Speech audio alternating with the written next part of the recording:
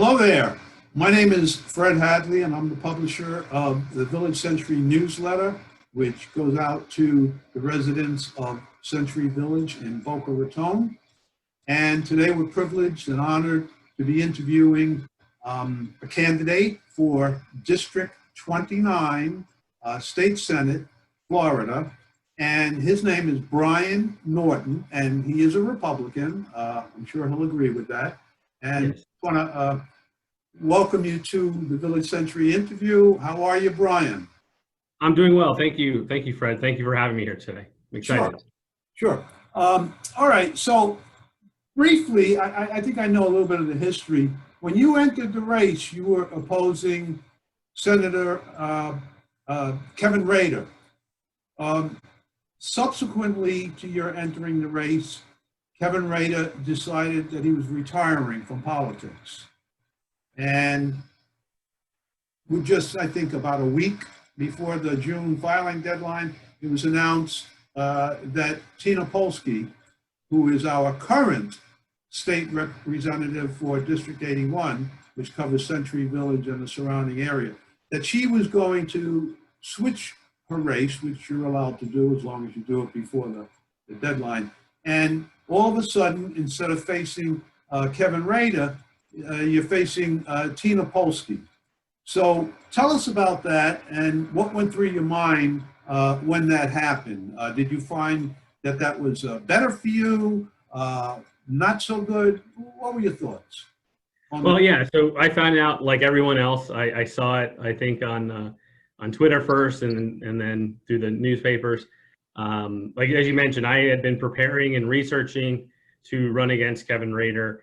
And then, like you mentioned, Tina jumps in, Kevin's out, Tina's in, and then also Irv Schlossberg comes in. So at that point, I didn't know who I was going to be running against. So we had to change our campaign strategy a little bit because we didn't know who our opponent would be.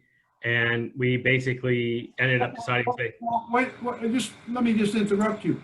At the point that Tina switched over, then you knew perfectly well that she would be your opponent. Why was it could have been Irv Schlossberg. He was in the race too. Oh, you mean if he would have prevailed during the primary? Correct. Oh, Yes. okay. So I'm talking, I understand what you're saying. Right. You didn't know who would be the ultimate victor of the Democratic primary. Okay. I'm sorry. You're 100% right. Yeah. So because we didn't know, we decided to let them focus on their race, and what we were focusing on was reaching out to the members of the community, reaching out to different organizations, to not only educate myself and better myself as a candidate, but to just get my name out there. Our goal throughout the entire primary process was to generally just leave a positive impression, right? Take a look at what the situation is, analyze where can we do the most help, and then start to navigate our campaign that way. Because you also have to remember, when I got in the race in February, that was pre-COVID. So a lot of the issues that we were focused on in February and early March, and even through the end of March, really, and into April, was about issues that, you know, were commonplace last year and the year before, in the last decade or so. So we took that time to look and say, hey, this race has changed, the situation on the ground has changed. Let's adapt to it, and let's see what we can do to maintain a positive impression and go out there and start to really identify where our community needs the most help. All right. You mentioned Irv Schlossberg, who obviously was crushed by Tina in the August 18th primary. I think he got just under a third of the vote, which is pretty bad considering he literally put, I think, $2 million into this race. He's spent something like $9 million in 3 unsuccessful Senate races. Well, who would you rather be running against? I mean, we know that you're running against Tina, but would you rather run against Irv, or are you kind of glad that you're running against Tina? Share your thoughts with that on who you think would be better for you to run against. Yeah. To be honest, I didn't know, right? That people would ask me that all the time, you know, especially even Democrats who wanted to help me say, well, who should I vote for? you know, so that you have the best chance. I'm like, I don't know. I mean, on one side you have Irv, who's a well-known, you know, figure for many years, plus he self-finances, right? That's very hard to compete with. And then you have Tina, who is not only, you know, somewhat well-known, but well-liked. She's a sitting House member, you know, again, she has her connections as well. So for me, it was a toss-up, right, with who, because at one point, if Irv wins, there are certain people that I could, you know, start to talk to and say, hey, maybe I can get their support. And now with Tina wins, there are other people, right? But clearly looking at the election, it would have been better, you know, for me at a 50-50, as you can imagine, rather than about a 2/3, 1/3, you know, split. But still, I think our campaign hasn't changed very much at all. Whether it would have been Irv or Tina, we're still focused on the same issues. We're still focused on pandemic recovery, getting, you know, the economy back, getting people back to work, getting back to normal essentially, and as well as getting investment in our community to help us grow and be prosperous. All right, now you mentioned finances. I did a little research this morning, and it seems that according to the campaign finance website, you've raised $82,250. Does that number sound about right? Yeah, so I think I've raised through external funds, you know, close to 35, and I've put about the same of my own money in into the campaign. That's a good political statement. But I would have phrased it that the majority of it is self-funded. Is that a fair? Well, I get it. I mean, I'm just trying to be honest. You know, I don't want to make things more than they are or less than they are. That's just about where we're at. Right. I'll be honest, it's one of the most interesting parts of running the campaign is the fundraising part. If you look at our fundraising, it's coming directly from people themselves. We have a lot of small dollar donations, you know, $5, $10, $25, $50, $100. And we have very few that I can even count on a single hand of actual like political action committees or special interest groups. So we are focused heavily on getting to the people, being funded by the people, because we want to make sure that this campaign was one that we could say was by the people and for the people. Sure. Now, looking at Tina's numbers, she's raised, as of this morning, $299,000, or approximately, I'm doing the math, 3.5 times what you've raised. And most of that, the lion's share, is not from her. In other words, she's put some money into the campaign, but percentage-wise, nowhere near what you have.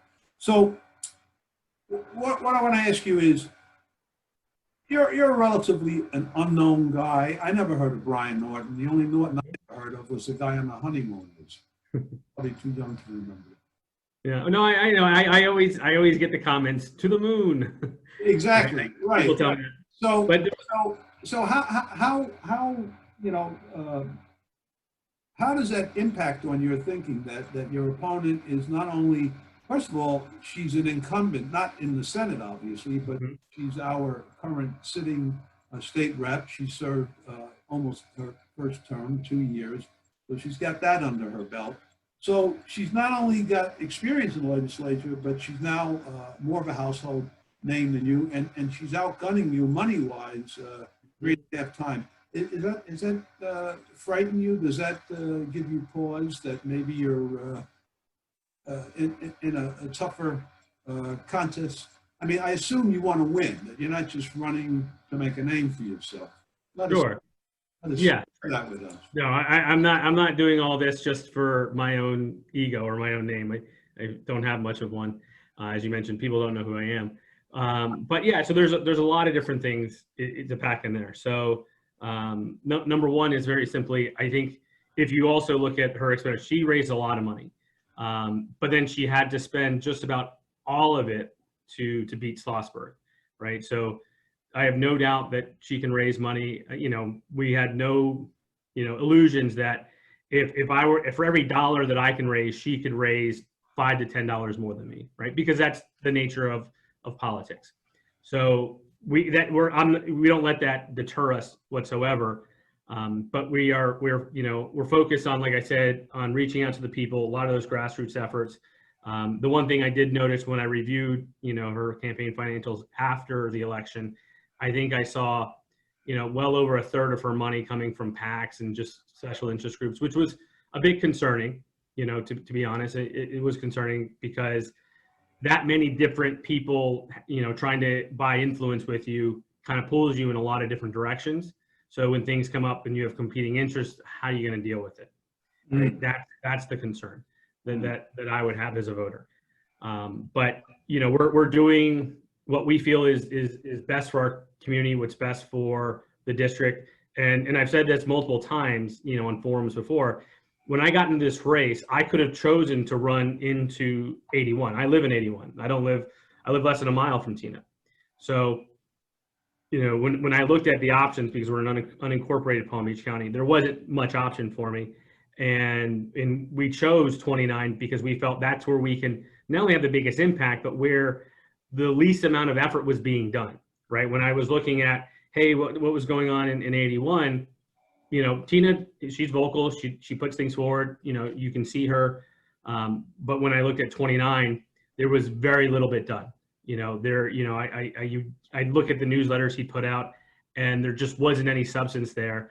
And I say this a lot, when I researched him and I looked, hey, what was he doing? And I think for 4 years in a row, he's trying to get this license plate passed to support the apiary community, which I don't think there's a problem with it. But the fact that he wasn't able to get that passed in 4 years, and to me as a voter, a license plate is one of the most benign, inconsequential things you can think of the legislature to handle, right? Where there's not really a negative side to it. You're basically giving people the option to fundraise through their license plate.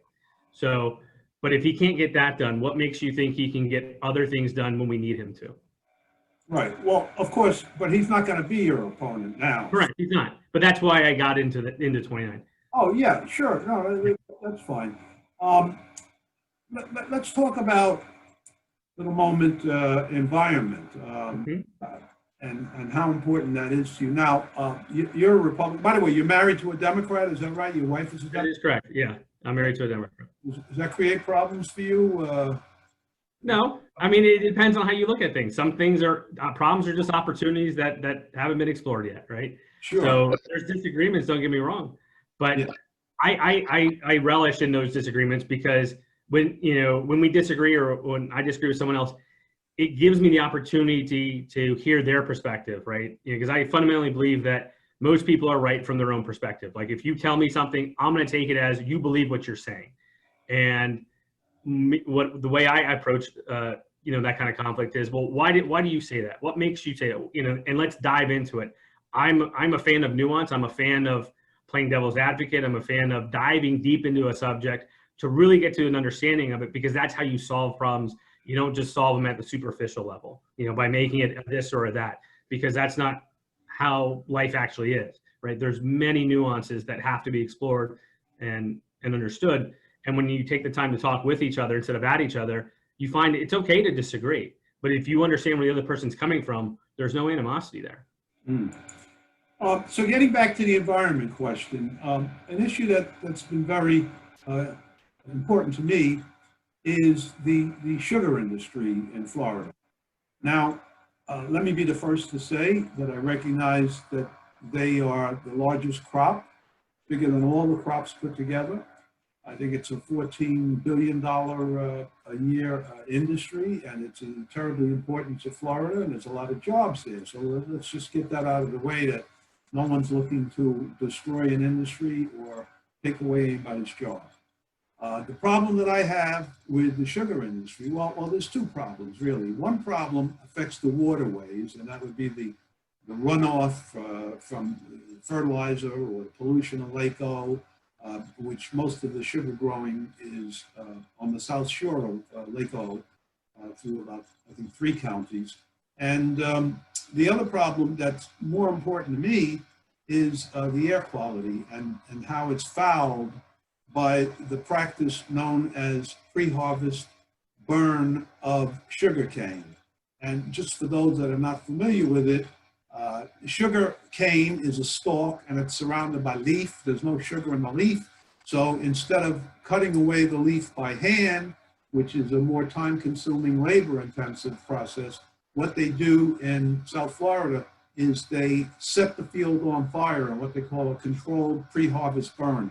About 20 minutes later, the fire is out. They have fire equipment standing by so that it doesn't get out of control. And they only do a couple of acres at a time. I understand that.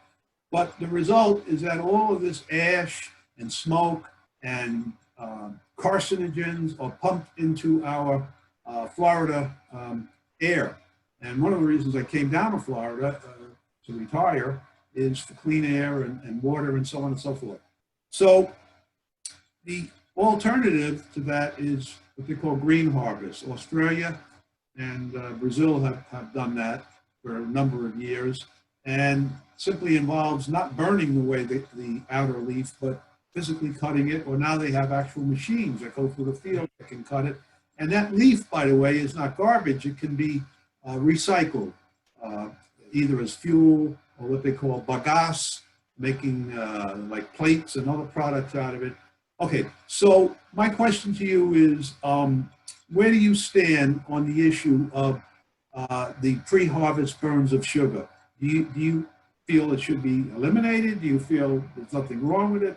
Let us know what you think on it. Yeah. So first off, I just want to say that I do support, our agriculture industry. I had a company for many years that was, tangential to it. But in regards to the controlled burning, I do know it's a practice that's happened for a really long time. It's an older methodology. I can't speak as to why they continue to do that instead of doing some of the mechanical removals. Well, I'll give you one hint. It begins Sure. with better money.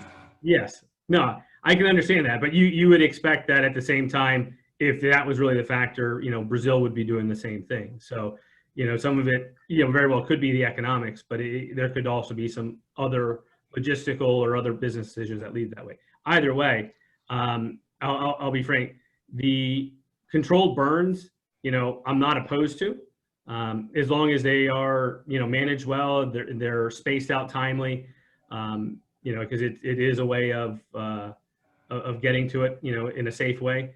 But if what you're saying is true, because I haven't looked too much into the use of the leaves and everything like that, if there's economic value in all that, as a small business owner, I'd expect, people will explore that and say, hey, if it's costing us X and we can make Y more by doing this process, why wouldn't we do so? So again, I'd have to look more into it before I make one way or another, but I don't have fundamentally a problem with that process. Well, all right.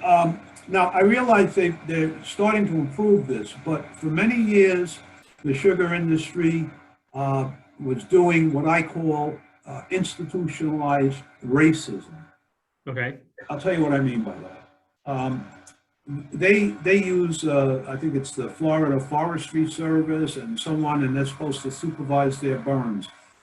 For many years, when the wind blew towards the more affluent communities around Lake, well, for example, like Wellington or Delray, they didn't allow the burns because those are the wealthy, or we say white people, if you want to be very precise. And they only allowed the burns when the wind blew away from those communities. By default, that means towards the communities that are peopled primarily by people of color. So by doing that, they're sort of saying that, I guess, not to make a joke, but black lungs don't matter and white lungs do matter. What do you think about that? Do you think that it's appropriate for government to have a double standard when the wind is blowing towards the white folk? You can't burn the sugar. What's your feeling on that? So I guess there's a couple different things there. Number one, I don't think it's right for a government to have double standards, period. But I think it's all about how you choose to look at the situation. So, for example, you're choosing, to look at it as it's a race issue. I expect that the government looks at it from a population issue, because even though, yes, in the Belglade and South Bay area, which are part of my district, you have higher numbers of minorities than white, but you don't have zero white. You still have a very large population of white out there, and you have an even larger population of Black and Hispanic and Asian and other races to the east. Just because you're in Wellington, just because it's, you know, has a large white population, that doesn't mean from a total numbers perspective that you have a smaller number of minority communities. In fact, you have much more minorities in the east side than you do in total on the west side. And that's how I would look at it. You know, if they're going to do this process, you know, the goal would be to negatively affect the least amount of people possible. You know, and unfortunately, where they do have smaller population centers to the west of them. And then, you know, the question is, well, how far north, how far south? Because you can't control the wind. So you just like on a shuttle launch, you have to make a educated guess. Okay, sure. But just to wrap up the issue, the reason why they burn it's clearly economic. Yeah, I have no doubt. Let's not dance around that. And the faster you can get that leaf off, and gasoline doesn't show up late for work, and they use these little pots, handheld pots on a broomstick that you see when they sometimes when they want to create fire breaks, like out west, you see them burning away brush. It's really about economics, and this is an industry that receives a $4 billion subsidy. That's billion would it be from them every year. It's all about maximizing their profits. There's no other reason. And again, it would be more labor intensive, would create more jobs. So don't you think there's a place for maybe cutting back a little bit on the profits of Big Sugar and in exchange for promoting good environmental practices? Yeah, I mean, I definitely think there's opportunity to look at you know, practices and say, hey, is there something we can be doing better? Is there a better way to approach this? Hey, does it cost more? But you don't want to arbitrarily just say, hey, you should do this because it creates jobs, right? I mean, if you look at the healthcare industry, we've greatly grown certain healthcare jobs unnecessarily so that don't add value to the end product, right? And the fact that sugar is a kind of a base commodity, almost like corn is, you know, any rise in cost in sugar greatly affects a mass amount of the marketplace. So I think from my perspective, it's much more about having controlled change, because too much change in a market that's too soon can cause some serious upsets. And my understanding is because of the subsidies that they get and other restrictions on sugar coming into the U.S., you know, it's a stable market, and the goal is to keep it stable, you know, because there's so many other industries rely upon it, not just direct for food, but so many other industries. Sure. I'm sure you're aware that there is a class action lawsuit against, I think, 12 or 13 sugar growers from all the way from U.S. Sugar, which is probably what we think of as Big Sugar, down to the Sugarcane Growers Cooperative, which are probably more closer to a mom and pop scale. And the lawsuit specifically asks for three things: immediate end to the burns, and also reparations to the community for the health damage and property damage to their cars and homes, real estate. You can't sell a house in these communities. Nobody wants to move in there unless they're working, you know, in the sugar fields. It's just not a nice place to live. The sugar industry, their answer is it's got the healthiest air in the nation. Well, you know, they say there's lies and there's damn lies, and then there's statistics. Well, sure, if you take every day of the year and they're only burning, you know, on a third of those days, well, then I guess, you know, your numbers are going to start to look good. But if you happen to visit those communities during a burn day, which I have, by the way, I've been to Clewiston and the museum. Yeah, I've seen a burn. It's pretty horrible. In fact, there are permanent signs on the highway that say warning smoke conditions. You have to be very careful you don't drive into smoke. Now, how about donations? I've looked at your contributions. I noticed you haven't taken any money from Big Sugar. Is that because you haven't been offered any money, or have you refused money, or why do you suppose you haven't been offered any money? I can't say why I haven't been offered, because I haven't had any conversation with them. And I think it's partly because I'm not out there courting lobbyists and special interests, right? I'm not calling them every single day. I'm calling voters. You know, I'm sending emails out to voters and some text messages. We're on social media quite a bit because that's who is important to us, right? And that's where I put my time. That's where I think we have the most value to offer, is getting directly to the people. You know, I've talked to some farmers out there. I've talked to residents out in the glades, as you know, as well as all in the rest of the district. But our focus has heavily been on the people and not on interest groups, because my hope is that if should I be elected, that I actually, you know, be able to get things done for our community, because, you know, I'm not pulled in so many different directions. I'm not having to worry about, oh yeah, they helped me here, they helped me there. So you feel a sense of reciprocity to them, right? That's a normal human, you know, emotion. And by focusing heavily just on the people, that aligns my reciprocity with the people themselves and not with these other groups. Like I said, I don't have a problem with them, you know, generally speaking. I think they're, you know, there are always things that can be done better, right? Any industry, any business, there's always opportunity to do better, and it needs to be looked at and can be incentivized to do better. But, you know, I'm not out to make somebody, you know, the evil empire on a certain issue, because for me, it's not about qualifying them as good or bad. It's about how do I achieve the desired results that I'm looking to get. And for me, that's change in results and a better quality of life. So if, like yourself, if we go on your premise of, you know, we don't want the burns anymore, then my approach is that, hey, instead of demonizing them or you know, being negative to them, let me find a way to work with them to persuade them to say, hey, here's some opportunity where we can do better. How can we get there, right? Mm-hmm. What's it going to take for you and I to sit down to work together and say, and it's not going to happen overnight, but hey, let's maybe take 5% and let's try something else. What's that going to look like to your business? How do we offset that risk, you know, that business risk, and start to implement that elsewhere? Because when you work together and you go at it with a collaborative solution, people aren't defensive. They're willing to hear you out and they're willing to give it a try. So that's kind of my approach on how I would deal with it. And that's my approach in general, how I want to deal with Tallahassee. It's why I talk about trying to be a unifier. You know, I'm not attacking Democrats. I'm not attacking my opponent. You know, I'm not calling her out on things, you know, specifically, because I don't think that adds value to what I'm trying to do, which is get real results for the community. In order to do that, I believe strongly that it takes Democrats and Republicans working together, you know, as much as possible, because that's how you get things that last. And my experience with that is simply by looking at Washington, D.C. When Democrats and Republicans work together and they pass something, it tends to stay there for a while. Whenever one party comes in and does something, the next time the other party's in, they try to undo it. And that leads to more instability in our society than stability. And one of the roles of government is to provide a stable infrastructure, you know, so that you can live your best life, I can live my best life.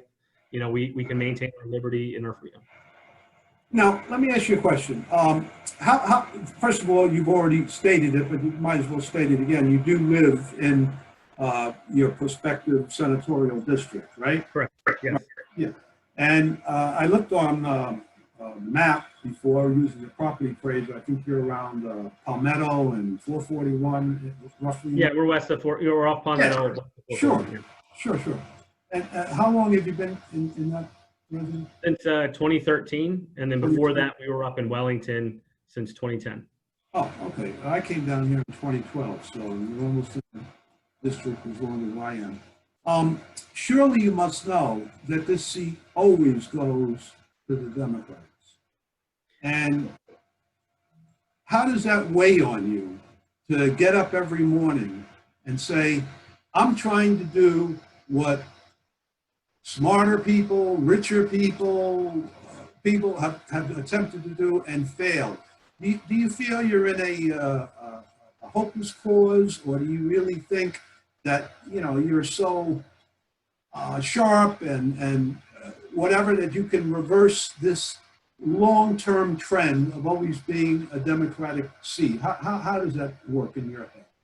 Well, yeah, I mean, number one, I will say that it doesn't discourage me one bit, right? Because I'm the kind of person that I try not to make things more than they are or less than they are, right? Very simply said, there are Republicans who have tried in the past and did not succeed. However, this district that we're in right now has never been tried by a Republican. You know, when you look at the actual geography, the district was redone mid-decade, right? That's when I believe Abruzzo went down to the House and Rader went up to the Senate. But in that 2016 general election, Rader didn't have a Republican opponent. So this seat has never been contested as it's drawn out by a Republican, right? And for me, that gives me hope, that gives me opportunity. And one of the reasons I got into this race just to begin with was the fact that I was frustrated with, you know, politicians that we keep electing not properly representing us, you know, as the people. And also, to be honest, Republicans not trying to go out there and persuade voters. If you believe that you have better ideas, that your party or your ideas are better, you should go out there and fight for it. You should go out there and try to persuade people and say, hey, here's why I believe my idea is better. And that's what we're trying to do, is number one, give people a choice, because democracy is about choice. So without that, it's not a real democracy. But secondarily, it's about going out there and persuading voters and, you know, having to work hard. What I say is, at the very minimum, by me running, even if I were not to win, I at least hope to make my opponent at least a smidge better than they would have been if they ran unopposed, right? If I can force them to fight for some votes, if I can force them to become a better candidate, a better legislator, then we all win. So whether, you know, and that's the perspective that I'm looking at, is trying to better my community any way I can. And, you know, I'm not looking at the negatives. I tend to be a very positive person and say, I'm going to do whatever I can do every single day. And if I win, you know, great. If I lose, fine. I'll keep going. I'll move on. It's not going to weigh me down at all. All right, let's talk a little about, again, electability and the demographics of the area. This is a heavily Jewish district, and your opponent is Jewish. And I assume you're not Jewish. Correct me if I'm wrong. Can you talk about your ethnic background and whether that's a help or a handicap? Yeah. So no, I appreciate that. Yeah, I mean, you're right. We do have a large Jewish population. I tend not to look at people by ethnicity, you know, when I'm campaigning. You know, I'm Hispanic. I do have Jewish heritage, but you know, I'm Hispanic. My wife is Jewish. So we do have, you know, a strong connection to the Jewish community here in the area. But like I said, when I'm going out there, raising your children. Well, I grew up Christian. We raise them both. We teach them both, right? Because they're very, very closely connected, right? So there's a lot that you can do together. So they get a Hanukkah and a Christmas. So you get two presents every year. Yes. Two presents every year. Yeah. You said Hispanic. There's a lot of countries that represents. So my mother's from Colombia. She came over here when she was 8 or 9 years old. Sure. Now you keep talking about not worrying about this, that, and the other thing, that you just want to get out there and get your message. Well, this is an election season unlike any other. Well, obviously it's your first time, so you don't have anything. But by the way, I assume it's your first time. Have you ever sought public office before? No, this is my first time. Were you ever president of the student organization? No. I mean, I've been part of some student government organizations before, but I'm more of the doer kind of person who. Sure. So where I'm going is that in the past, if you had limited money, you could get out there and hustle, press the flesh, go to the meetings, go to the library on early voting day and everything. But now we're in this COVID-19 crisis, where your ability to go out and do the normal campaign things. And this is becoming more and more a mail-based campaign, not just your race, but the whole country. Obviously, record numbers of people are going to be doing vote by mail, which if you haven't already requested a ballot, you can call. I'll just get a plug in. PBC Elections, their phone number is 561-656-6200. That's 656-6200. Or you can go 6208. That'll take you directly to the vote by mail desk. And just simply supply your name and date of birth, and they'll mail you a ballot. And by the way, when you return your ballot, two things are important. Well, three things. Number one, make sure you sign the outside of the envelope. Don't make any identifying marks on the ballot, that'll disqualify it. Second of all, you don't have to worry about postage because the supervisor election has given us free postage. Mail it at least a week in advance. And third of all, and this is where many people don't know, you go to pbcelections.org and click the button that says check status. And you can do that a day or two after you put the ballot in the mail. I've done it for the last 2 races, and it'll say ballot received. So if you mail it a week in advance and 2 or 3 days later, they're not showing it received, you still have time to vote early or day of the election voting. So it's very, very important. People that are being discouraged from using vote by mail by a certain commander-in-chief of the armed forces here, it's really a disservice, and there's no reason why vote by mail shouldn't. There are certain states, by the way, I think Washington State, where you can only vote by mail. So it's been around, and it seems to be working. So we highly recommend that people vote by mail, but make sure you check your status. If they don't have your ballot, it gets lost in the mail, you still can drive over to the polling place and vote for early voting, which will be 2 weeks before the November 3rd election. But there's no voting on November 2nd, so it's over. Can I add something real quick? Yeah. So what I was going to ask you is, given that everything is vote by mail and all of these mailer pieces, these campaign pieces that we were swamped with, all that takes a lot of money. These pieces cost, I think, at least 50 cents to $1 to mail. Don't you feel you're strongly handicapped given your resources in the 30,000, 39,000 range? I'm sorry, I misspoke. 82,000, and Tina has 300,000. Obviously, she's got money for mailers. How are you going to make up that cash deficit since there's no traditional ways of getting out there and meeting folks? Well, I guess first off, I'll say, Fred, well, spoilers. Not going to give too much away. We can talk about it after if I win.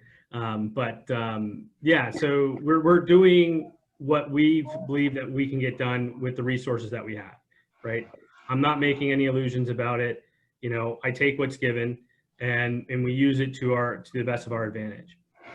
Just to add a couple things about the vote by mail, we are, myself, our party, and even our commander-in-chief in Florida does support vote by mail. And that's because Florida's election system, absentee ballot system, which is what it used to be called, is very robust. It's been refined a lot since our own mishaps here in Florida. And we even recommend to people, if they're concerned about the post office and not getting there, you can actually drop them off in those bins at the early voting locations. And we tell people do that, right? If you want to be sure, because those get collected all the time. And those are being collected by SOE people. So they're going to get collected into the ballot place. So. And even if you do that, you can check the status of that. Right.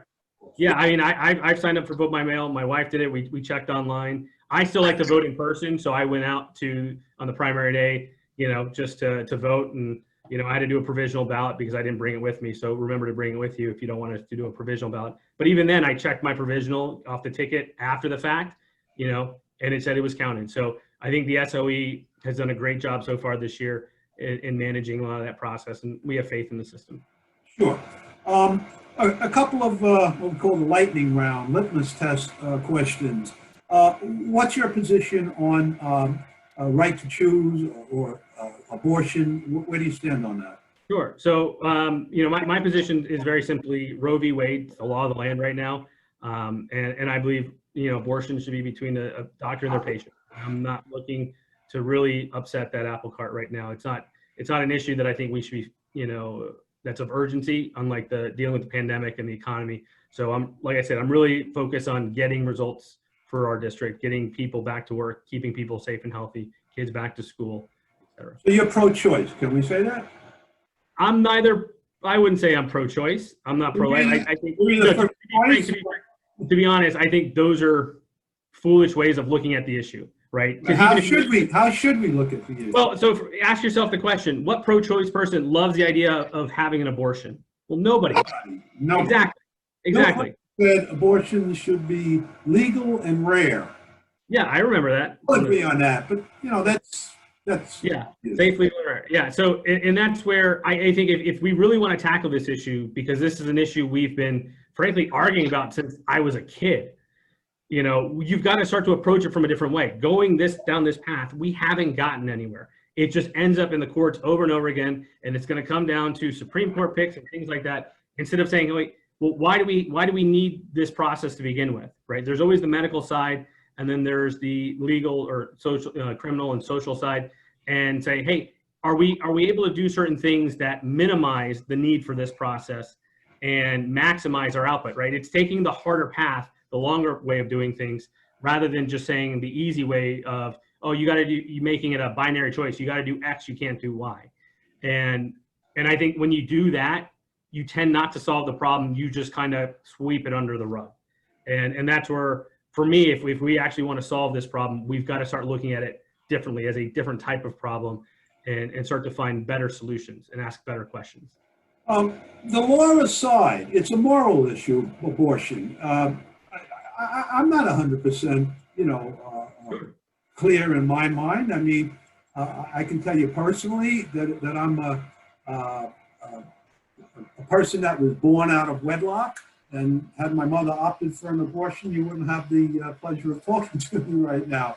So there's a certain case to be made for the life and how precious it is and so on and so forth.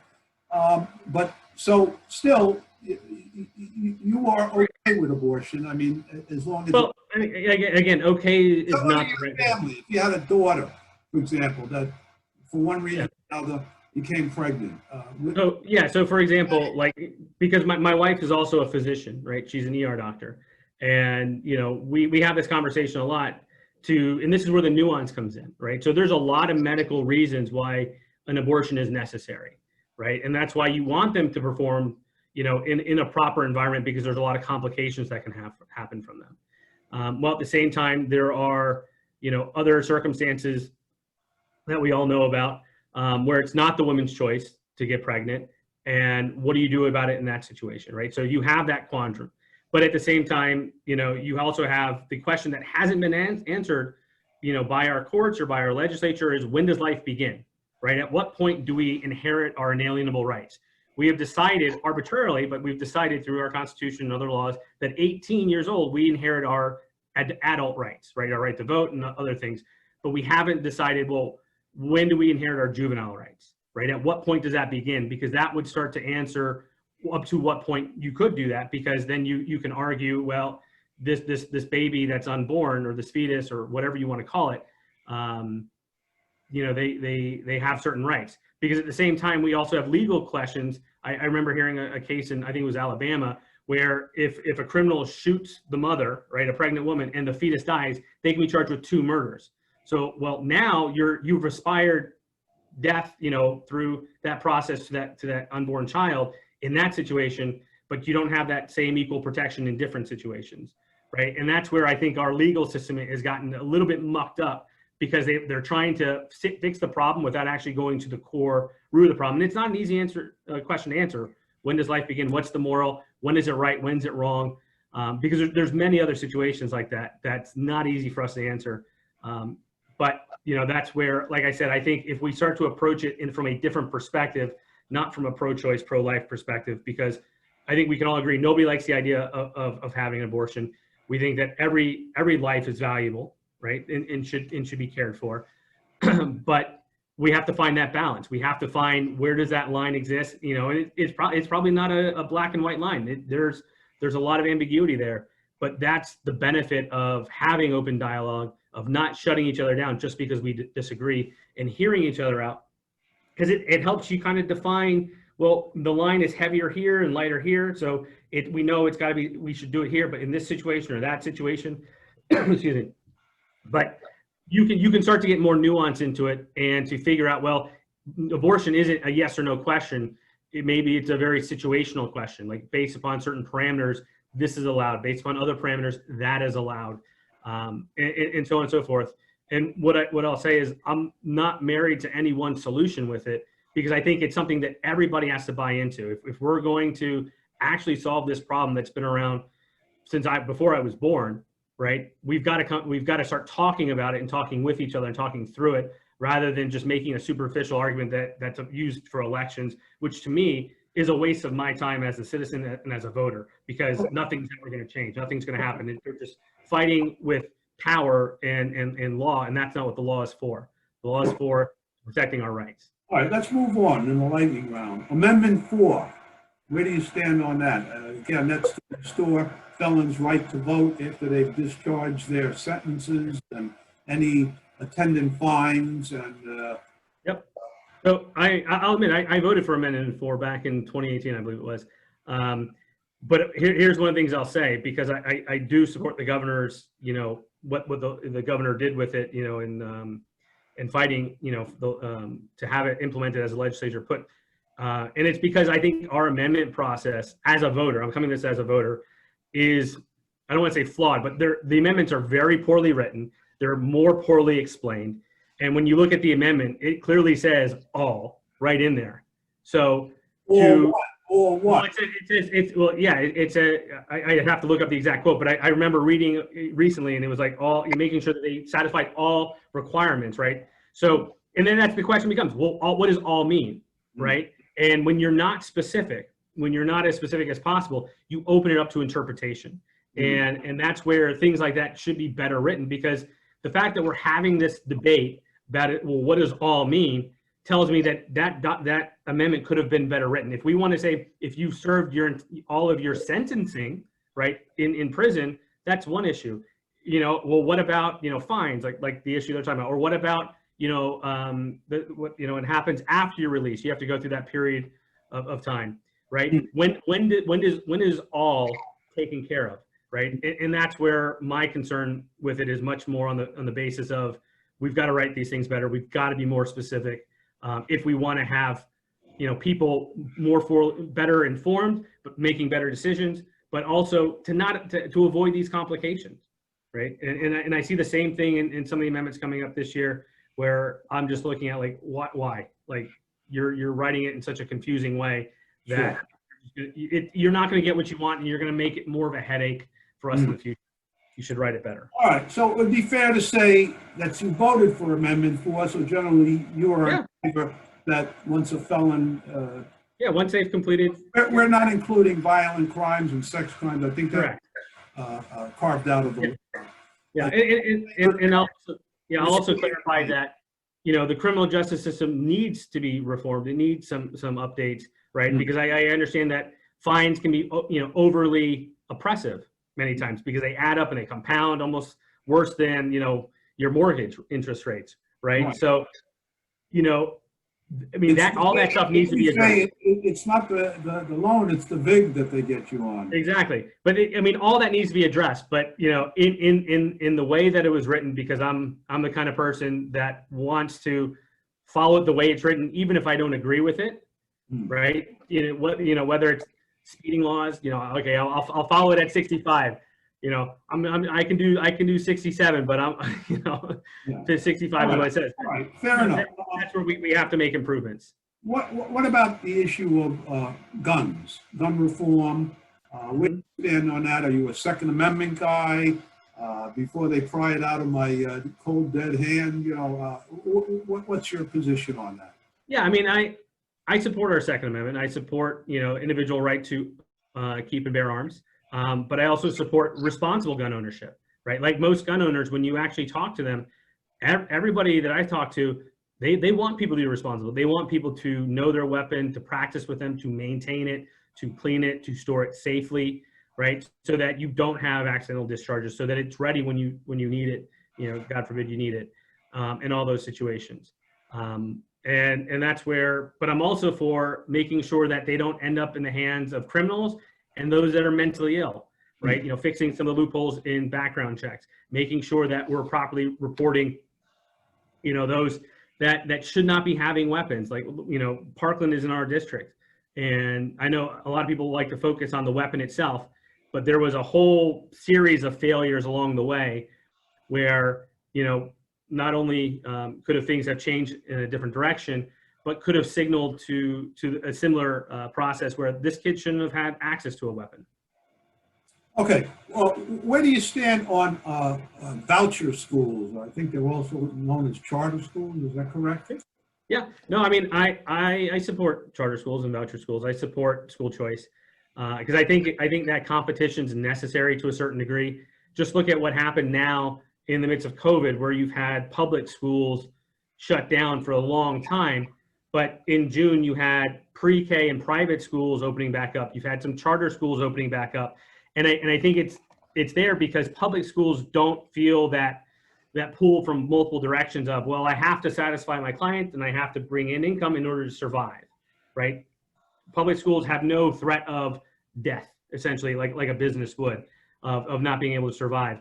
And that's where I think that they need to step up their game a lot. I haven't been impressed with how they've handled the school reopenings. I support school trying to reopen. I did a speech at a school board meeting back, I think it was in July, stating that, look, it's responsible of the district and the board to provide safe and effective learning environments. And it's up to the parents to decide what's best for their kids and their family, right? That it's empowering the individual. And I was disappointed to say, look, in 2 weeks, as bad as it was, we switched to virtual. I have 3 kids in elementary school. It was painful, right? It was a hot mess. But I gave them kudos for it because they tried. They did something. They kind of worked through it as best they could. But they had 100 days or more, several months actually, and they asked for more time to get ready. And from my perspective, what I could see is they were asking the question, when is it safe to reopen? Instead of asking the question, how do I reopen safely? When you start asking better questions, you get better answers.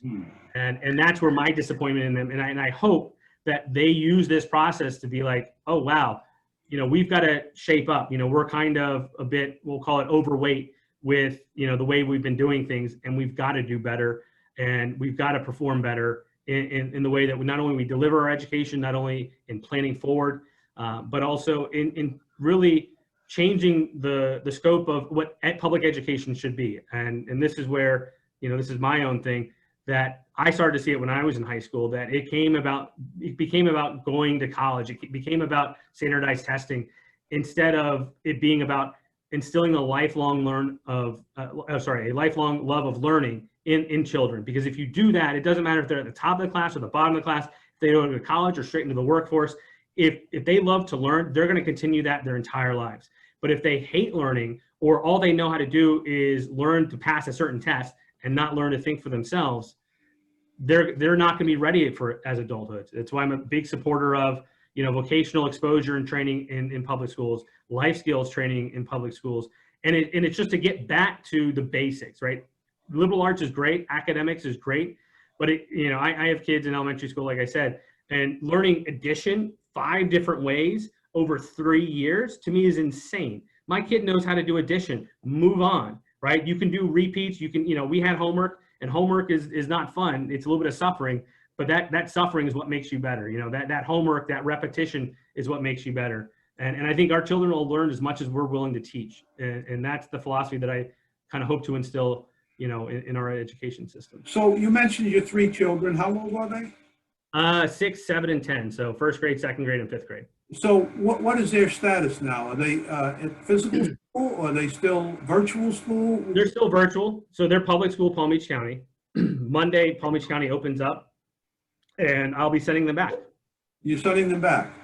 All right. So now let's get on to the subject of masks. Obviously, Sure. They're going to have to wear masks all day, except for eating. Yep. How concerned are you? And we all know that while masks are effective, they're not 100%. Correct. Depending on how close it fits. Yeah, I mean, there's a lot of different factors in there, right? How concerned are you that obviously you don't want your kids getting sick, but that they can be at home and infect the rest of you? And also, on the same subject, your wife sees patients all the time. How does this affect your sense of well-being? Well, again, I feel fine. I feel I'm not worried about it specifically. Because I know, number one, that my wife is probably the safest person that I know when it comes to COVID, right? She wears like an N95 and M99 like her entire shift. You know, she's very careful. Like even when COVID first came out, she changed her whole routine for coming home, right? She quarantined her clothes in the garage, and every time she comes home, she showers and decontaminates, you know, before she touches anything, right? So she's very, very responsible, you know, when it comes to that. And, you know, no, kids are germ factories. We all know that. But, you know, even when my kids go out and we take them out places, they comply, right? You teach them, you show them why they need to do it. They do it, right? There's always kids that aren't going to do it. And even my kids from time to time will take it off, and you have to remind them, but that's the way, the way kids are. But I believe that it's just as important or more important to their health, their mental health, their mental fitness, their physical fitness as well, because they need to be able to run around and socialize. And frankly, they learn much more effectively in person than they ever do over Zoom, right? And I think that's one of the areas where I hope to see the most benefit is for them just to feel like they're getting something done, that they're accomplishing something, that they're learning something, rather than kind of going through the motions and kind of tuning out. Plus, all that screen time isn't necessarily good for them. But you know, it's a real concern. I think parents should make the decision that's best for them. If they're high risk or they have family members that are high risk, you know, of course, you know, by all means keep home. And that's where I also supported, you know, if teachers need to teach remotely, right, because they're high risk, they should be allowed to do so. But those that are not, you know, my opinion is they should come back and teach, because the same thing goes for our clerks at Publix, right? The stock boys, the cashiers, you know, we don't, you know, our nurses, our doctors, right? They had to go in, you know, our farmers still do their job. So it's up to all of us to kind of do our part. Those of us that are not high risk to share that burden, so that those that are can stay home, right? And it's not that hard, whether it's a mask or not. If you're sick, stay home, right? If you think you might be sick, you're gonna spread, stay home. It's not that hard. The same thing you would do normally with a cold. It's just that, you know, we have a habit of wanting to work through it, trying to tough it out. But this one, don't, you know, stay home if you're sick. All right, as long as we're on the COVID situation, what do you feel about, we've been hearing the expression of national mask mandate from Biden a lot, which I think pretty much means that there would be a law, or at least a recommendation, that everybody in the country be masked. We've all heard Dr. Fauci say that's the magic bullet that we have right now, prevention. If you can prevent inhaling these droplets, you don't need vaccines, you won't get sick. And we have a president who just seems, you know, every time you think he's making progress, he shows up at another one of these indoor rallies with that smirk on his face, and all of the supporters are there without wearing masks. What do you think of that? They're calling these things super spreader events. Do you think the president of the United States, Donald John Trump, is serving this country properly and leading us in this fight against COVID? He's certainly not leading by example. What's wrong with this picture?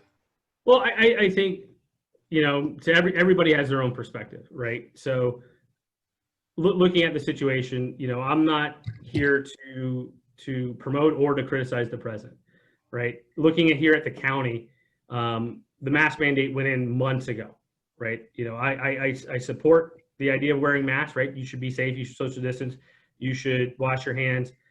I'm not a fan of the mandate, partly because I think it's, again, just like we talked about on other issues, it's a bit lazy from a political perspective of not really going after the situation aggressively, like I think that they should, right? One of the issues, you know, that I'm looking to address is to be more aggressive when it comes to the pandemic, right? You know, to me, telling people to wear a mask or shut down your business, you know, it's like telling people to, if there's a house fire, everybody evacuate the whole neighborhood and just let it burn itself out. That's not how we do things, right? Oh, there's a crime spree going on, everybody leave and just let the criminals walk away. No, you have to take an aggressive approach to keep this under control. We knew back in June that the reason why we were spiking was because of the young people, right? They stayed home for many months. And then as, you know, things looked like, okay, we flattened the curve, because that's what the original plan was. We flattened the curve. Okay, we're going back out. But we didn't give those young people anything to do. When they got COVID, they barely even knew they had it. And may or may not have been wearing masks. But I don't know about you, Fred, but, you know, as an 18 to 25-year-old, if you don't give me anything to do, the only thing I got left to do is hang out with my friends, right? And, you know, whether you're going to, you know, party or whatever else, you got to occupy your time, and you can only stay home for so long and watch Netflix.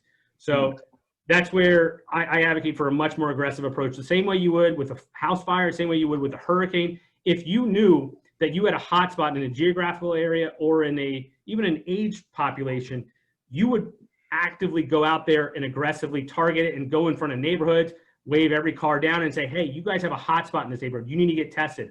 Hey, we know we have an issue here. We need to do some, not only testing, but we had a huge problem with getting the results back because we didn't try to say, hey, what resources do we have? How can we lower that down? Getting waivers to have, pop up, facilities that can actually test it and turn around within 24 to 48 hours, right? That's the kind of stuff that we need to happen in order to keep it under control. Because if we just keep doing the same thing that we did before, the next hotspot, I can guarantee you, they're just going to shut it down again, right? Because that's what they thought worked the first time, when to me, you're just kind of letting it burn itself out instead of saying, how do I put this fire out? And again, what happens when the kids go back to school? Yours are going back on Monday. What happens if in 2 to 3 or 4 weeks we start seeing cases? We already know that some campuses have opened and then immediately shut down. What do you think is the proper thing to do if we start? Kids are very hard to regulate, as you so eloquently stated. They're not going to be like Dr. Norton and come home and quarantine their clothes that carefully and so on. Now, I understand the whole point that their mental health is important, and by keeping them confined, it can have permanent, but at least they will be alive. I mean, which is the priority, keeping people alive or keeping people feeling good about themselves? I think that's the wrong way to place it, right? Okay. The goal is at the end of the day is finding the balance in what we do. That's the role of government, right? You can't save every life, right? No matter how hard you try, right? Because life comes with a 100% chance of death.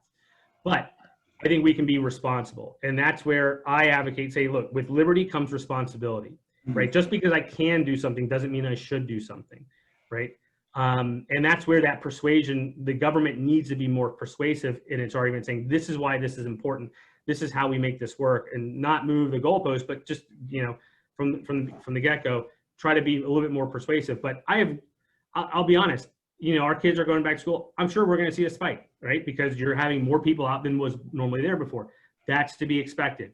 And this is where I sincerely hope, I haven't seen a lot of encouraging information, that the school district is doing its part and has good plans for when that happens, right? You're going to get somebody that pops in, whether it comes from the teacher, it comes from the student, who knows, but it's going to happen, right? Where do they go? How fast are they getting those tests in that classroom? How fast are they getting those results back so that they can get back to normal as quickly as possible? If they have to, if you have to send your kids out to a third-party place to get tested, you're not getting those results back as quickly as if the school district comes into that classroom and everyone gets swabbed and you get those results back within 24 hours, you're going to know, right? And that's what I mean by being more aggressive, by being more on point. Right, but returning to the initial point, do you think that we should, at this point, have a national mask law until these numbers really come down significantly? We're now the leading country, I think, Sure. the number of cases. No, I mean, I'm not in favor of a national mask law. And the reason why I say it very simply is because what's going to work in like South Dakota is not going to what we need here in Florida. Just like what we need in Boca Raton is not what we need in Belgrade, right? They're different communities. They have different, economics. They have different culture, different, lifestyles, different even distance between homes and population densities. And you've got to leave the local administrations the flexibility in order to do what they believe is best for their community, right? And I was a bit disappointed because everything kind of stopped at the county level and it didn't really pass down to more local level, rulings on a lot of the issues. And I thought that it should have. Sure. But so now what President Trump has been saying is that the virus will disappear when enough Americans have contracted it, and we develop what he called herd mentality, which another one of his famous butchering of the language. I think he was referring to herd immunity. Do you believe in that theory, that we should just open everything up, let everybody get sick, and let hundreds of thousands of people die, and the ones that survive will have this herd immunity? What do you feel about that? Well, I think we have to approach it from a long-term perspective, right? And what I mean by that is, number one, I believe it should be the individual's choice whether or not they want to go to work or they want to open their business, right? I'm not a fan of when, the government coming in and saying you have to shut down, right? And simply because of the fact that they're essentially coming in and taking over your business for you, right? There is a time, but for as long as it stayed in place, the longer it stays in place, the more abusive it becomes, right? And people have got to be free to make their own decisions, because you're shutting down someone's business, but you're not compensating them for it.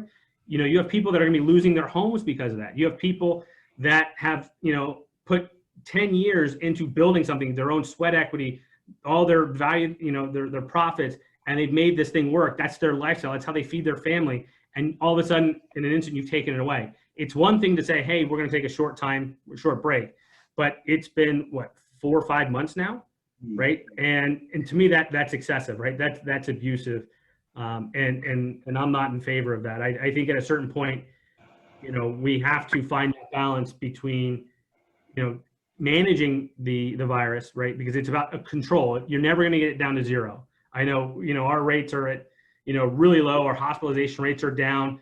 Death rates are going down. And just like anything else in life, any other kind of risk, you can try to get it to zero, but you're going to waste so much resources, an infinite amount, like a math equation, trying to get to zero, when the goal is control. Like we talked about from the very beginning was, hey, we want to flatten the curve. We want to stay under this curve. Great. And that whole idea was to not overwhelm the healthcare system, right? And what we've seen, there's been some times where we start to approach it, but we've never overwhelmed the healthcare system. Even right now, we're not overwhelming the healthcare system. So that's where, in those situations, I'm like, let the individual decide. If you feel like it's in your best interest that you're willing to accept that risk, go. If you don't want to, stay. But that's your choice, right? And that's where, you have to make that decision for yourself. That sounds all well and good, but there are things that in society, the rights of the individual have to be subjugated to the rights of society. For example, seatbelt. I bought a car. It's my car. I have a right to drive it without a seatbelt. You don't, because they'll take away your license if you keep getting pulled over with seatbelt violations. Well, I think we all agree on the value of seatbelts. You can think of that as an accident epidemic. And instead of putting masks on, we put seatbelts on, and that's been cut way down. Well, yeah, I mean, there's definitely some benefits, right? So there's a trade-off between, right, safety and liberty. Even seatbelts, you saw things going down, like mortality going down, but then they started to go back up again because people drive faster now. Right. So there's always a trade-off. At the same time, yes, we do have seatbelts, but we also, basically don't regulate what you eat. Right. We have more people die every single year of heart disease and obesity, and yet we don't shut down McDonald's and every other business. We don't, sugar, anybody else that we can attribute to it. We don't prescribe you what you have to eat. But that kills way more people in the history of this country than this virus has. But that's what, and that's where, perspective is important, right? And that's where, individual choices, is important. And that's why I said in the beginning, sure, I was okay with that shutdown, but as it lingered, that's when it became not okay, right? Because in the beginning, if you remember, the president and the governor and county officials, they made the ask. They said, we want you to stay home. Here's why. They were making that persuasive argument. And you saw a majority of Americans, a large majority of them, stayed home. We did what we were asked to do. We did our part. And after that, it was kind of just keep grabbing on and, well, we got to do this now. We got to do this now. And they lost that whole persuasion argument because it didn't feel like they were trying, or so to speak. They were just like, oh, I can write this mandate. I can pass this executive order, and that's what it is. But that's not how this is supposed to work. Yeah. Now, what I've learned from you is, although you're a Republican, you're fairly moderate, and I guess you have to be running this district. And we all know that the legislature is dominated by, it's opposite of this county. It's largely dominated by the Republicans. With these moderate views that you have, how well are you going to be able to work with your Republican colleagues if you are elected? Yeah, so I think that's a great question, because if I am elected, as you mentioned, the House is controlled by Republicans, the Senate is controlled by Republicans, and the governorship is controlled by Republicans. So what that's going to enable me to do is actually get bills on the floor. It's going to enable me to, get appropriations back to our district that, frankly, as a Democrat, you're just not going to be able to do. If you look at, Rader's record or even Polsky's record, and see, hey, how many bills did you put forward? How many got passed? How much money did you bring back to the district? And you compare it to even Mike Caruso on the East Coast of Boca, Mike Caruso's way ranks him in money brought back, bills passed, et cetera. And that's just because of the nature of politics in Tallahassee. But as a Republican in a Democratic leaning district, I'm going to be able to go there and say, hey guys, I've come in here because of this. Here's what my district needs. And I know they're going to respect that. I know the governor's going to respect that because he's going to want to be reelected in 2 years. And part of that is about, hey, he had a good approval rating before COVID. Hopefully we can get him back up again. But, it's about finding the areas where we all agree. And that's where I'm focusing on. I'm not focusing on, these controversial extremist, parts of any topic. I'm saying, hey, we all agree on this 90% here in the middle, yet we keep getting derailed by this 10% on the ends. Let's get this 90% done first. And, hopefully that 10% may go away on its own. So, and I think, coming in with that approach that, hey, I want to work with you. What are the issues that are important to you? How can we help out the people in my district at the same time? And getting those common sense, middle of the road things that everybody agrees on, let's just get them done.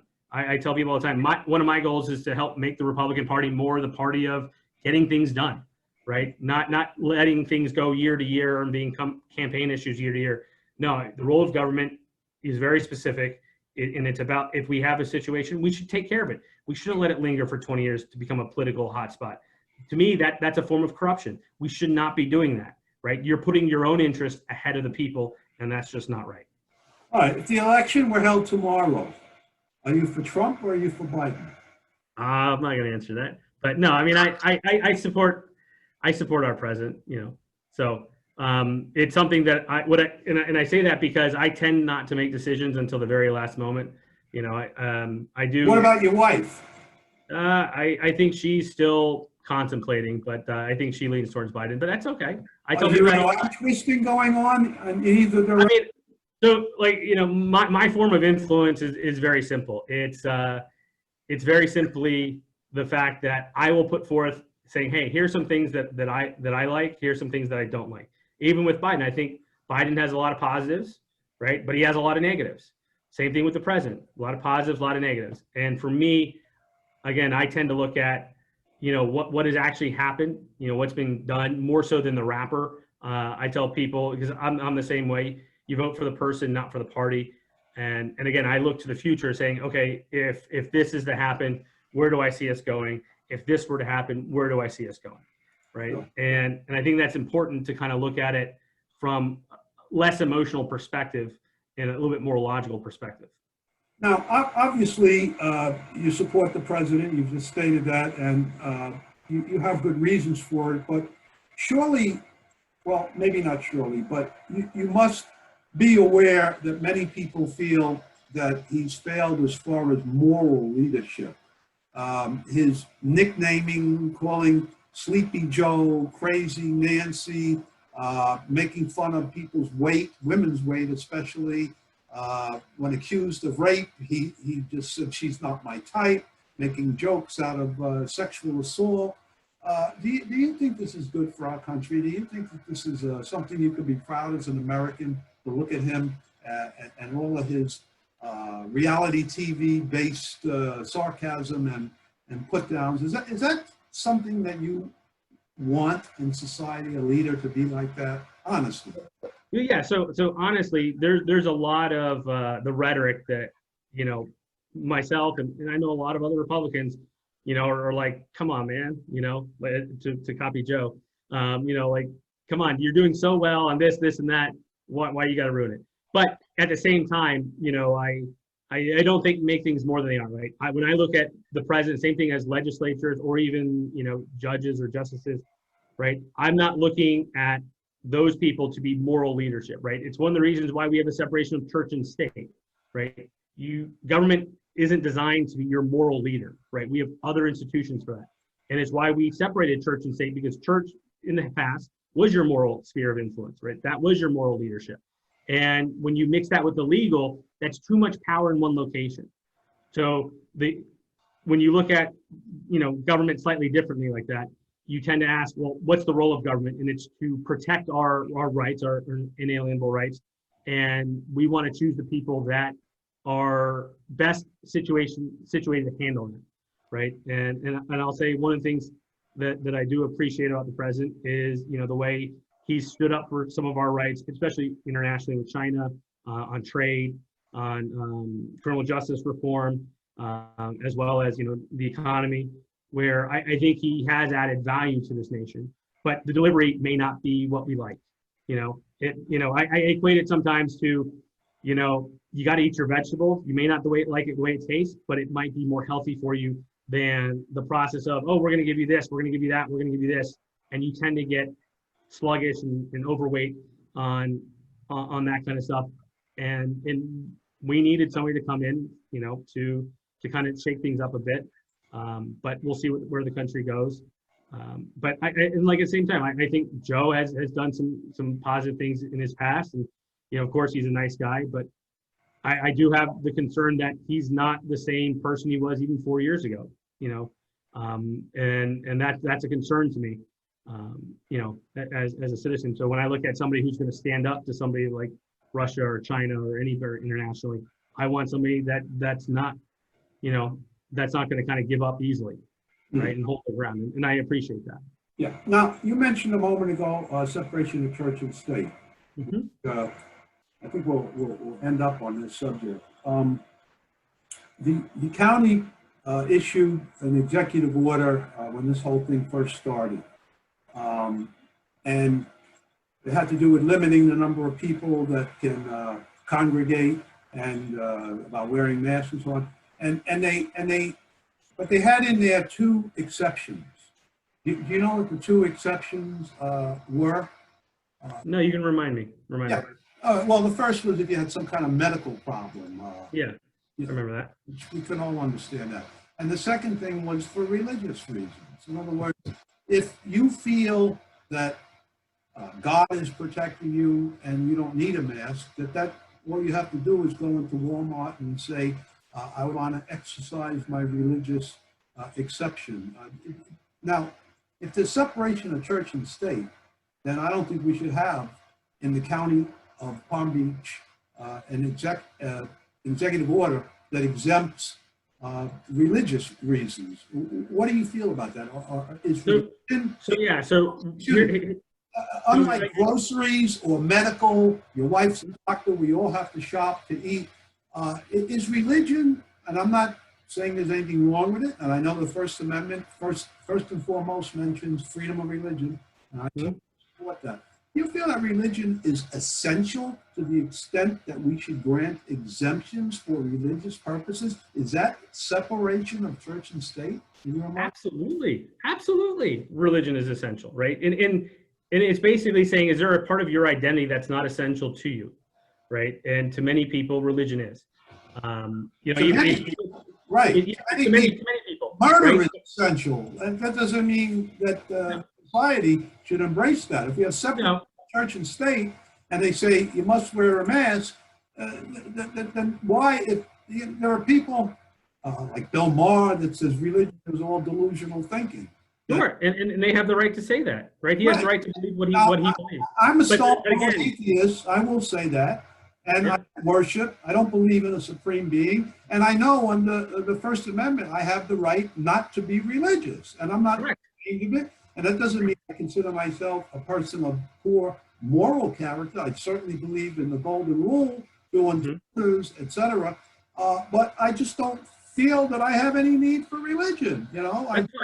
I stop at the stop signs, I pay my taxes, I wear my mask, and I'm not careful. Why do you feel that religion is essential to the point where they should be given an exemption to the mask and the congregation rule? Explain that. Well, so there's a number of different things going on here, right? So number one, I know we like to use the word separation of church and state. When you look at the Jefferson letter to the Danbury Baptist, Jefferson essentially said when he was using that, that religion is between a man and his God, or between an individual and their deity, right? That's how they look at it. And government shouldn't be there telling people how to have that interaction, right?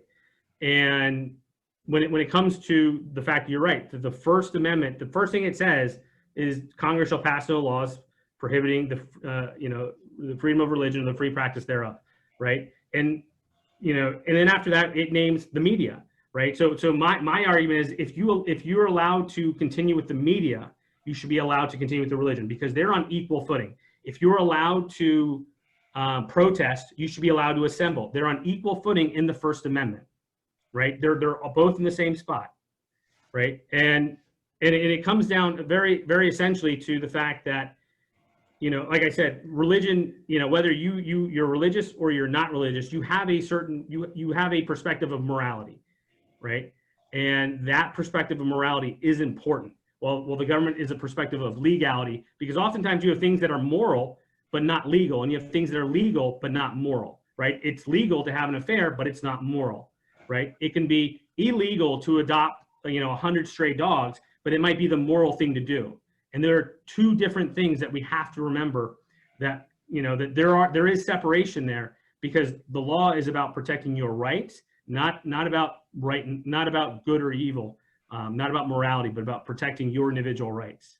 Right, but you're kind of twisting my words a little bit. No one said that because of COVID we shouldn't practice religion, but we should practice it the same way we practice dining and entertainment in a safe manner. And the government has determined that large gatherings of unmasked people is not safe. And that doesn't mean that they should go home and not pray and worship. We have Zoom religion, and we have meetings over the internet, so on and so forth. That's what I'm talking about. Why are they exempt from large gatherings? You think it's okay for them to assemble 400, 500 people? We know it causes super spreading. So again, you're taking an extreme situation, but just like you said, there are mass gatherings that we're trying to limit in order to prevent the spread, right? And then you have people, are you allowed to have a mass gathering if you're wearing masks, right? That's a different question. We saw in California where they basically said, even 10 people in a church was too much. Even if you're spaced all the way out, because you're in a church, you can't do it, right? Even if you're in a parking lot, you can't do it. And to me, that's not right. If you can gather 10 people in a grocery store, you can gather 10 people in a church, right? And like I said, many religions, that communal factor is just as important, right? If you look at Catholicism, you have sacraments, you have processes and procedures that are sacred to their religion, and prohibiting for them from exercising that, and just blanketly saying you can't do this because of X, Y, and Z, instead of saying you need to find a way to do this safely. It's the same issue with the schools, right? You need to start asking better questions and saying, well, here's what you need to do. How can you do it safely? Tell me how you're going to do it safely, right? If you're being unsafe with it, just like with driving, right? Whether if you're being safe with it, you get to continue that practice. If you are being unsafe with it, you do not. And I think that same standard should be applied to houses of worship or to any kind of public gathering. If you're being safe, great. If you're not, it's a different situation. Okay, fair enough. Again, getting back to separation of church and state, do you know what the motto is of the state of Florida? Don't feel bad. I asked that question of Kelly Skidmore, and she wasn't sure. Do you know what the motto, the state motto? It escapes me right now. Remind me. In God we trust. And okay. This is the flag of the state of Florida. You can see right there. I don't know. Is that clear on your screen? Yeah, I can see it. In God we trust is on the bottom. It's backwards on mine, but I assume it reads correctly.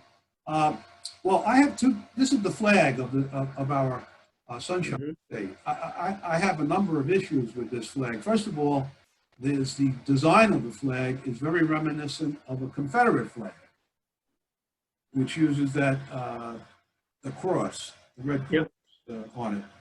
The second issue I have is the inscription "In God We Trust." I don't believe it belongs on our flag, because I'm a person that I don't trust in God because I don't believe in God. Why do I have to walk into a government building where it's showing this kind of flag.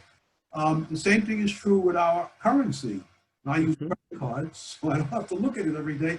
But every time you take a nickel, a dime, a quarter, a dollar out of your pocket, same thing, in God we trust. Do you think that should be on our money? Which, by the way, this all started probably before you were born. Definitely. In the McCarthy era, we didn't always used to say in God we trust on our currency. You look on the internet at old coins, they didn't have that. But because there was this whole Joseph McCarthy calling everybody a communist, and if you're a communist, you don't believe in God, all of a sudden they passed this bill. Oh, they also added one nation under God in the 50s. This was all McCarthy hysteria. Do you think it belongs on our currency, on our flag, and should it be our state motto when there are so many people today that lead good, clean, moral, productive lives that don't believe in a supreme being? Why should we be forced to, what's your... Well, I think it very simply, it's up to the people to decide, right? It's up to the people to decide, right? And it's, you know, if the people decide that that's what they want, fine, right? I mean, you can take a look at that flag and you can look at flags to the beginning of time. That's not a very uncommon symbol of a flag. It's actually a very common symbol. But the, you know, writing things on currency, again, to me, you know, it's what the people decide. And if the people choose differently, if you, you know, we have the right to change that. And at the same time, you know, if that's something that you don't like, you have the right to not live in a state that has that, right? So that's the benefit of living in a country where you have freedom to choose, you know, just, you know, with most things, you have that opportunity to go and find, hey, what's best for me, you know, and you have to make that decision. And everybody has to make that decision. Sure. All right. At this point, I've pretty much concluded, and I'd like to just give you just a minute or two, if you just want to like summarize or close off with something. The floor is yours. Yeah, no, I appreciate the opportunity, Fred. It's been a great having this conversation with you. It's been very, you know, helpful. And what I tell people is, you know, I'm not running in this election to be more of the same, to be somebody that is just going to tell you whatever you want to hear to make you feel good. You can see that today. We disagreed, but I respect your opinion. I hope you respect mine, and it's made me all the better of understanding your perspective, right? Because that's what makes me a better, or would make me a better legislator, is understanding different individuals' perspectives, because that's the goal, is to balance all those perspectives, right? To weigh it and make that decision, well, in the grand scheme of things, what is best? And that's kind of how I look and I approach my decision making. I approach it, you know, from a point where I'll make a decision when I absolutely have to, after I've taken as much information as I possibly can, because I don't want to come to something with a preset conclusion and ignore all the things that might change my mind, right? Or that might you know, elevate my understanding of an issue. So when I go out there and I'm campaigning people, you know, one of my goals is to show, look, I'm you know, like you said, I'm moderate, I'm reasonable, I'm rational, and I'm really focused on getting things done. I'm focusing on modernizing Florida and bringing us forward into the 21st century, because I believe that Florida has the opportunity to be, you know, the top state in the nation, right? We have a lot of great things going for us. We're very, you know, before COVID and even now, we're still very economically sound, right? We have a lot of opportunity. We have a lot of growth. We have a lot of great industries here, and we have a lot of great people, right? You know, if you go back at another motto, e pluribus unum, you know, from many one, you know, I look at it slightly differently in the 21st century speak of, through diversity, we have unity. And just like in my family, you know, I'm Hispanic, my wife is Jewish, you know, and we have different, you know, faiths. And we also, you know, even in South Florida, we have people of many different heritages. And we can find that unity by choosing to work together rather than focusing on what separates us. And I think it's, you know, like we hear all the time, that diversity is good if we choose to, you know, value each other in that diversity, right? And we don't shut each other down on their arguments, and we listen to them. And that's what I'm hoping to do as the next state senator. You know, I want to make it so that anybody is open to talking to me. I'll listen to anybody that's willing to speak, and I'll freely give them my perspective without trying to, you know, make it a political spin, because I don't think that adds value. I think it's important that you know where I stand, and you can decide, well, do I think he's being fair? Do I think he's being honest? But I at least hope that you do always think that I'm being honest with you. You Yes, know, and you come off as very sincere. I'm sorry, did I cut you off? no, I was just going to say, you know, the last thing is very simply, you know, where I think I can add most value to our community is by being focused on our community. I'm not focused on national politics. You know, I want to keep the pandemic under control. I want to get people back to normal, back to work. You know, if you're retired, get you back to retirement, right? And then By the way, where do you stand on eliminating daylight saving time? Our two senators, it requires congressional approval. yeah. They're saying, especially with COVID, with all the stress we're under, we don't need to worry about. I mean, I never found daylight saving time to be stressful, but you know, it is a bit antiquated. I think we can do well without it. But when you say do well without it, meaning stay standard time all year or stay daylight time, saving time all year? I mean, this is going to sound bad, but I really I don't care either way. Like, people that get up early in the morning hate daylight saving time because they have to commute in the darkness. People that have barbecues and backyards and kids and softball. I know.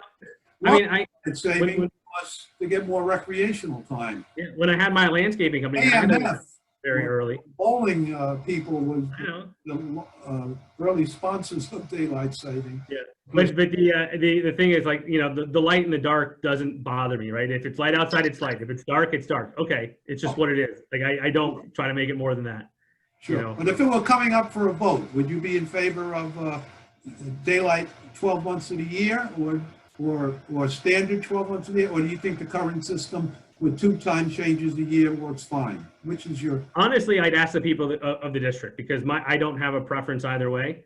So for me, I mean, I'd probably talk to the people of the district, and if the people of our district say, yeah, we want to keep it, then that's the way I vote. And if they say, no, we want to lose it, that's the way I vote. Sure. Because personally, I don't have a strong preference towards either one. Okay. All right. Well, Brian Norton, the Republican candidate for Senate District 29, who will be running on November, what's the day of the election? 3rd, right? 3rd. Yep, November 3rd. Early ballots go out. Mail ballots are coming out next week, 24th. On the 24th. And if you haven't gotten the mail ballot, that number again is 561-656-6208. We'll take you right to the vote by mail desk, and you give me your name, date of birth, and they'll mail you a ballot. After you mail your ballot, which you're going to sign the back of the envelope, please hit the check status link on pbcelections.org and make sure your ballot has been received. If it hasn't, and you mail it out early enough, you can always go down and vote. The first vote counts. So if you vote in person and it's been delayed in the mail, they simply won't count the vote by mail. All right. Well, thanks again, Brian Norton, and we wish you best of luck in your first political race. And it'll soon be over. What do we got, about less than 70 days till the election? Yeah, about 70 days. And then if you don't mind, I'll plug my website. It's just Norton. Oh, absolutely. I usually ask, what is your website? Yeah, so Norton2020.com. Very simple. Again? www.norton2020.com. Norton2020.com. All right. And then on Facebook, it's just facebook.com/vote Brian Norton. Oh, vote Brian Norton, all is one word. And if people want to contribute to your campaign?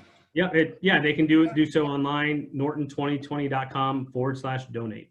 And I'm sure you know the answer to this question. What's the maximum personal donation? $1,000. All right. Is there any minimum? No, you don't know. You don't have to donate, but you can give $1. Oh, I mean, can you give $1? Yes, you can give $1. You're welcome, $1. Yes, of course. I'll take $1 every day of the week. All right. All right. Well, again, thank you very much for this time, and best of luck. And this is Fred Hadley reporting for the Village Sentry with Senate District candidate Brian Norton, who will be running on November 4th against Tina Polsky, a Democrat. Congratulations on your first race, and we wish you the best of luck. I think you're a great candidate. If you don't make it this time around, we certainly encourage you to stay in the game. Thank you. I appreciate your time. All right. Thanks so much. Take care. Right on. Bye-bye now.